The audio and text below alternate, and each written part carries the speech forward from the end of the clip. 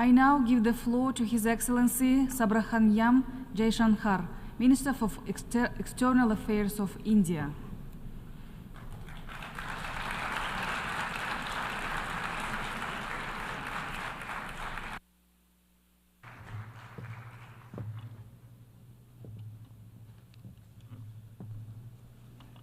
Madam President, Excellencies, distinguished members of the General Assembly, greetings and namaskar from 1.4 billion people of Bharat.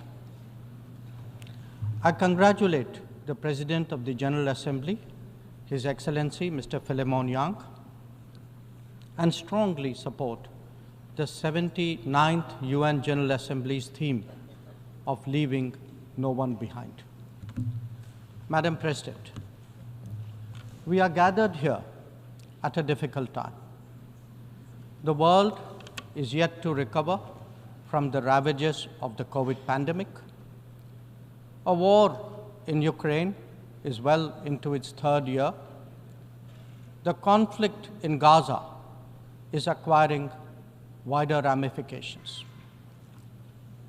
Across the global south, development plans have gone off rails and SDG targets are receding. But there is more. Unfair trade practices threaten jobs, just as unviable projects raise debt levels. Any connectivity that flouts sovereignty and territorial integrity acquires strategic connotations, especially when it is not a shared endeavor. Technology advancements, which have long been a source of hope, are now equally a factor of anxiety. Climate events occur with greater intensity and frequency. Food security is as worrisome as health security.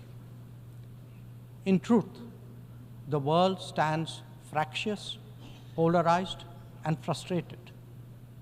Conversations have become difficult, agreements even more so. This is surely not what the founders of the United Nations would have wanted of us. Madam President, almost exactly 8 decades ago, the first steps towards the formation of the UN were taken near here at Dumbarton Oaks. Refined thereafter at the Yalta Conference, they were finally approved in San Francisco. The debates of that era centered around how to ensure world peace, a prerequisite for global prosperity. Today, we find both peace and prosperity equally endangered. And that, Madam President, is because trust has eroded and processes have broken down. Countries have extracted more from the international system than they have put into it, enfeebling it in the process. We see that vividly in every challenge and every crisis. Reforming multilateralism is therefore an imperative. The urgency of this call is highlighted by the theme of this session. Leaving no one behind means advancing peace, ensuring sustainable development, and strengthening human dignity. This cannot be delivered by a UN paralyzed when faced with division, conflict, terrorism, and violence. Nor can it be advanced if access to food, fuel, and fertilizer is jeopardized. When capturing markets lacks restraint, it damages the livelihood and social fabric of others. Evasion of climate action responsibilities by the developed undermine the growth prospect of the developing. Indeed, when resource crunch limits the very pursuit of SDG targets, it is not just economies, but human dignity itself that is imperiled. If the world is in such a state, this body must ask itself, how has this come to pass? The problems arise from a combination of structural shortcomings, political calculations, naked self-interest, and yes, disregard for those left behind. It is natural to feel overwhelmed by what we confront now. After all, there are so many dimensions, different moving parts, issues of the day, and the changing landscape. But every change must begin somewhere, and there is no better place than where it all started. We, the members of the United Nations, must now seriously and purposefully address ourselves to that task. Not because it is a competition for influence or a squabble for positions, but because if we carry on like this, the state of the world is only going to get worse. And that could mean that more of us are going to be left behind. Madam President, as the world contemplates these concerns, India has sought to respond in a variety of ways. First, by focusing on the issues of the vulnerable, women, farmers, and youth, and fashioning targeted policies and initiatives for their betterment. Assured access to piped water, to electricity, to cooking gas, and new homes are changing millions of lives. The gender gap has started to close, be it in health, in education, or in the workplace. Our food producers, thrice a year, get financial support at the click of a button. And a third-term government has made skilling of the youth its key priority. Second, by expanding opportunities for employment and for entrepreneurship, including through stronger training and large-scale financial incentives. 495 million mudra loans have been given to small businesses in the last decade. 67% of them are to women. Equally telling, 6.56 million street vendors have availed of 8.85 million Swanidhi loans. This is just in the last 4 years. 45% of the beneficiaries are again women. Third, by creating templates that are replicable elsewhere. It could be digital delivery or enhancing the quality of governance and public services, as indeed making medicines and health facilities accessible and affordable.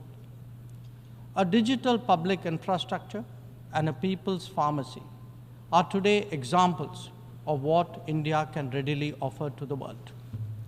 It is also an alternative vision where technology is used to empower, not to dominate. Fourth, by encouraging the Global South to voice its shared concerns and come together. To that end, we have convened 3 Global South summits, the most recent in August of 2024. And fifth, by contributing to the well-being of the global commons and responding to the pressing needs of those in distress. This has ranged from undertaking projects in 78 nations, providing resources to neighbors, and responding to HADR situations, to supplying medicines and ensuring maritime safety and security. Madam President, given the scale of transformation underway in India, each of these dimensions underline that the world's problems can indeed be tackled, and that by working together, we can surely create a larger lifting tide. In these troubled times, it is necessary, Madam President, to provide hope and rekindle optimism. We have to demonstrate that big changes are possible and not over a long period. And nothing is more powerful in this regard than the transformative potential of the digital. We have seen its impact in our daily lives in India over the last decade. It is visible when public benefits from nutritional support and housing to energy and health are delivered efficiently and on a vast scale. Or when small business loans and farmers' support are extended without using intermediaries. In fact, when street vendors and expat workforce confidently use fintech in their regular transactions, when services delivery and benefits move seamlessly and transparently, less people will be left behind. That, Madam President, is India's experience and India's relevance. Such leapfrogging possibilities, coupled with people-centric policies and visionary leadership, can be real game changers. When India lands on the moon, rolls out its own 5G stack, dispatches vaccines worldwide, embraces fintech, or houses so many global capability centers, there is a message here. Our quest for a Viksit Bharat or a developed India will understandably be followed closely. Madam President, an important cause of many getting left behind has been the unfairness of the current globalization model. Over-concentration of production has hollowed out many economies, impacting their employment and social stability. Democratizing global production, building resilient supply chains, ensuring trusted digital services, and espousing an open source culture, all these promote widespread prosperity. There are economic answers, just as there are social ones. Madam President, the UN has always maintained that peace and development go hand in hand. Yet, when challenges to one have emerged, due regard has not been given to the other. Clearly, their economic implications for the weak and vulnerable need to be highlighted. But we must also recognize that conflicts themselves must be resolved. The world cannot be fatalistic about the continuation of violence on a large scale, no more than be impervious to its broader consequences. Whether it is the war in Ukraine or the conflict in Gaza, the international community seeks urgent solutions. These sentiments must be acknowledged and acted upon. Madam President, the UN is a testimony to the agreed principles and shared objectives of the world order. Respect for international law and commitments are among the foremost in that regard. If we are to ensure global security and stability, then it is essential that those who seek to lead set the right example. Nor can we countenance egregious violations of our basic tenets. Terrorism is antithetical of everything that the world stands for. All its forms of and manifestations must be resolutely opposed. The sanctioning of global terrorists by the United Nations should also not be impeded for political reasons. Madam President, many countries get left behind due to circumstances beyond their control. But some make conscious choices with disastrous consequences. A premier example is our neighbor, Pakistan. Unfortunately, their misdeeds affect others as well, especially the neighborhood. When this polity instills such fanaticism among its people, its GDP can only be measured in terms of radicalization and its exports in the form of terrorism. Today, we see the ills it sought to visit on others consume its own society. It can't blame the world. This is only karma. Madam President, a dysfunctional nation coveting the lands of others must be exposed and must be countered. We heard some bizarre assertions from it at this very forum yesterday. So let me make India's position perfectly clear. Pakistan's cross-border terrorism policy will never succeed, and it can have no expectation of impunity. On the contrary, actions will certainly have consequences. The issue to be resolved between us is now only the vacation of illegally occupied Indian territory by Pakistan, and of course, the abandonment of Pakistan's long-standing attachment to terrorism. Madam President, the global order is inherently pluralistic and diverse. The UN began with 51 members. We are now 193. The world has changed profoundly, and so have its concerns and its opportunities. But to address both, and indeed to strengthen the order itself, it is essential that the UN be the central platform for finding common ground. And that it certainly cannot be by remaining anachronistic. Large parts of the world cannot be left behind when it comes to deciding the key issues of our times.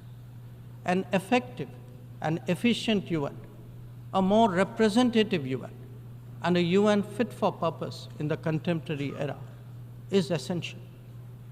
Let us therefore send out a clear message from this UNGA session.